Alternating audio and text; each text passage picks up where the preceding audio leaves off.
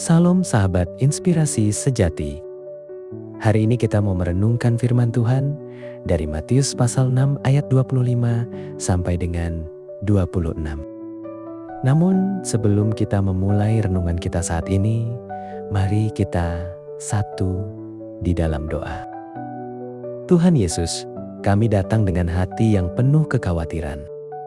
Tolong berikan hikmat kepada kami hari ini untuk mendengar firman-Mu dan percaya bahwa Engkaulah Bapa yang selalu memelihara kehidupan kami. Di dalam nama Tuhan Yesus Kristus, kami berdoa. Amin. Di dalam bacaan kita saat ini, Tuhan Yesus berkata, "Karena itu, aku berkata kepadamu, janganlah khawatir akan hidupmu, akan apa yang hendak kamu makan atau minum. Dan janganlah khawatir pula akan tubuhmu, akan apa yang hendak kamu pakai. Bukankah hidup itu lebih penting daripada makanan, dan tubuh itu lebih penting daripada pakaian? Pandanglah burung-burung di langit, yang tidak menabur, dan tidak menuai, dan tidak mengumpulkan bekal dalam lumbung, namun diberi makan oleh Bapamu yang di sorga. Bukankah kamu jauh melebihi burung-burung itu?"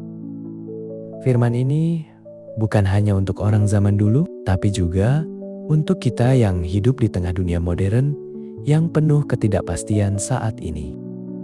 Kita saat ini semakin sering mendengar berita tentang perang, harga kebutuhan pokok yang terus naik, banyak orang kehilangan pekerjaan, dan masa depan yang terasa semakin tidak pasti.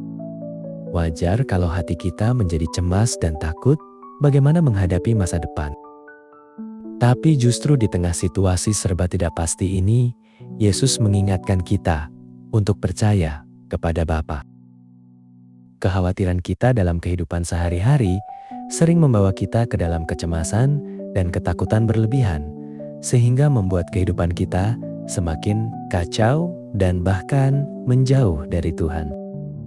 Melalui bacaan kita saat ini, Tuhan Yesus mengingatkan agar kita jangan membiarkan rasa khawatir menguasai hati. Kalau kita sibuk dengan rasa cemas terhadap kondisi dunia saat ini, kita justru akan kehilangan damai dan lupa menikmati berkat yang sudah kita terima setiap hari. Pemeliharaan Allah nyata. Jika kita pikirkan, bahkan seekor burung pun tidak punya lumbung untuk menyimpan makanannya. Tapi Bapa tetap memelihara kehidupan mereka setiap hari.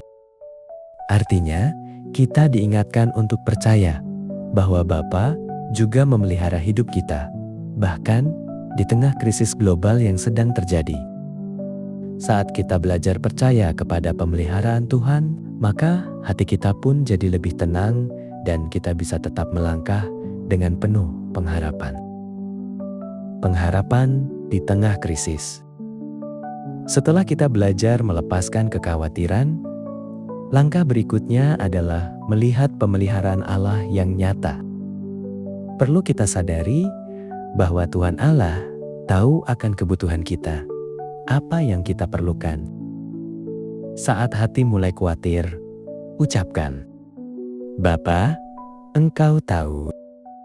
Kalau kamu sedang menunggu panggilan kerja atau hasil usaha, serahkan dalam doa dan percaya Tuhan buka jalan tepat waktu. Ketika harga kebutuhan pokok naik, jangan panik. Mulailah dengan langkah kecil bersyukur atas apa yang masih ada dan percaya Tuhan akan mencukupkan. Jika kamu merasa lelah menghadapi berita dunia yang penuh konflik, berhenti sejenak, tutup mata, dan ingatlah kita punya Bapa yang tetap memelihara. Dia yang memampukan kita melewati masa sulit, memberi kekuatan saat kita lemah, dan memberikan pertolongan yang datang tepat pada waktunya.